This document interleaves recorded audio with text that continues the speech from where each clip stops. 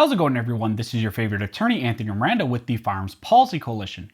Today I want to bring to your attention a piece of pro-gun legislation that fights back against federal gun control measures that may be attempted or introduced during times of national crisis. Senator Mike Braun from Indiana has introduced S. 1916, also known as the Right to Keep and Bear Arms Act of 2021.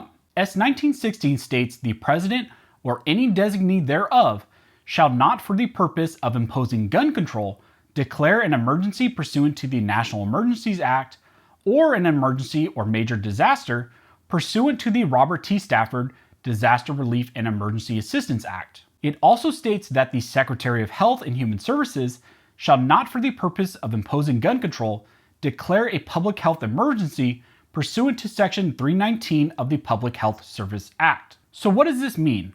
Well, S. 1916 would prohibit President Biden or any subsequent president or their designees from using a declaration of emergency to enact gun control measures. This would also prevent the Secretary of Health and Human Services from exerting executive authority to enact gun control measures during a national health crisis. Keep in mind the current Secretary of Health and Human Services is Xavier Becerra, the former Attorney General of California and a rabid anti-gun politician who is responsible for the implementation of many of the gun laws Californians currently live under. One thing to note is Senator Braun currently sought unanimous consent from the Senate to pass his bill.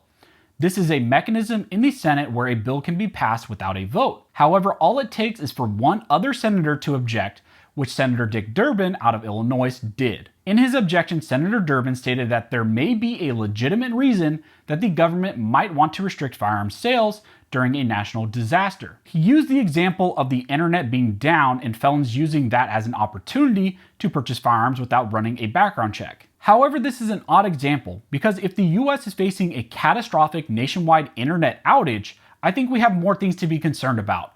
And likely that scenario is exactly the type of time people would need access to firearms. Bureaucrats do not have the right to restrict fundamental rights, especially during national crisis when those rights are most necessary. These bureaucrats should not have the ability to exploit public crisis to implement their political policies. As we witnessed last year with the appearance of COVID-19 and its pandemic, many local agencies shut down gun stores, limiting the access to firearms. S. 1916 seeks to prevent government officials from using those types of national incidents or future crisis as a way to implement backdoor Second Amendment violations. FPC encourages you to support this proposed bill and take action on others by heading over to fpcaction.org. Let your elected officials know that they should support this type of two-way protection. Also, while you're at it, head on over to joinfpc.org. Your donations go directly to helping our team fight for Second Amendment protections. Once again, this is your favorite attorney, Anthony Miranda, with the Firearms Policy Coalition. I'll see you guys next time.